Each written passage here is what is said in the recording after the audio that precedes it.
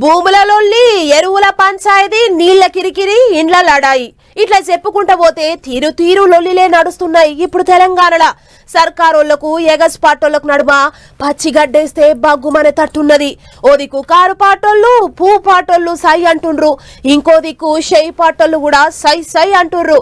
దీని ఆముడుకుడుకు ముచ్చట్లతోని రాజకీయం మస్తు వేడెక్కుతాంది. ఇక చూడుండ్రి మంగళారం నాడు ఏవే ముచ్చట్లు నడిచినాయో. ఇచ్చేటి అన్ని ఇస్తనే ఉన్నాం, అన్ని తీర్లు ఎగిర పెడితేనే ఉన్నాం అంటుండ్రు సర్కారోళ్ళు. ఏడుదాన్నే ఇచ్చకపోతాందని అంటారు ఎగసి పార్టీ వాళ్ళు. అట్లా ఇక 22వ సెక్షన్ భూములు గదే అమ్ముకోకుండా కొనకుండా నిషేధం పెట్టిన భూముల మీద కారు పార్టీ వాళ్ళు పంచాయతీ గట్టిగానే మోపు చేస్తుండ్రు. తాపకోసారి మైకుల ముంగటికి వచ్చి సర్కారోళ్ళ మీద బాణాలు వేస్తుండ్రు. ఇక చూడరి మాజీ మంత్రి హరీష్ రావు సార్ ఏమన్నాడో. పొంగులేటి నేనేం మాట్లాడిండు ప్రెస్ మీట్ పెట్టి బొంకుతున్నాడు నిన్న.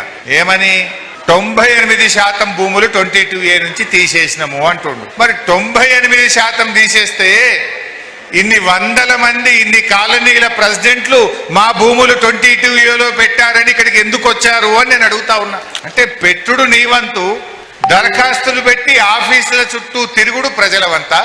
తప్పు చేసింది నువ్వు, ప్రజలకెందుకు శిక్ష, ప్రజలెందుకు ఆఫీసుల చుట్టూ తిరగాలి అని నేను అడుగుతా ఉన్నా. ఎంకి పెండ్లి సుబ్బి సావుకు వచ్చిందా అన్నట్టు తప్పు వాళ్ళు చేసి పబ్లిక్ ఆఫీసుల చుట్టూ తిప్పుతాను అన్నట్టు కోపానికి వచ్చిండు మాజీ మంత్రి.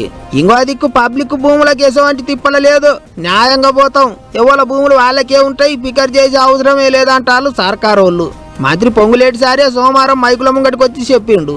ఇక అది అట్లుంటే పువ్వు పార్టీ వాళ్ళ ఆఫీసు కాడ ఫీజు బకాయిల మీద 2వ రోజు కూడా దీక్ష గట్టిగానే నడిచింది. పార్టీ పెద్ద రామచంద్రరావు సారుకు తోడు తత్తిమ కాషాయ లీడర్లంతా కూర్చుండ్రు. ఇక చూడరి ఎంపీ ఈటెల సార్ ఏమన్నాడో.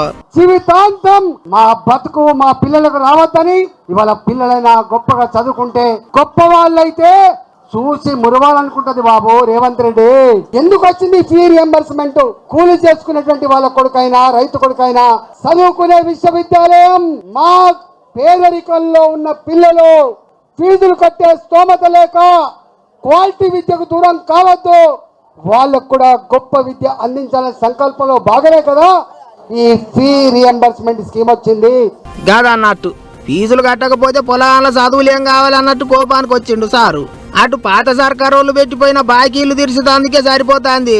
ఒక్కోటి తీర్పుకుంటూ వస్తాను, పొలాల చదువులకు వచ్చిన ఆపత ఏం లేదని అంటారు సర్కారు వాళ్ళు. గిట్లా పంచాదుల మీద పంచాదులు నడుస్తున్నాయి, ముచ్చట్లు పటాకుల తీరుగా వేలుతున్నాయి. ఎవ్వళ్ళకెవ్వళ్ళు తగ్గేదేలే అంటున్నారు లీడర్ సాబులు.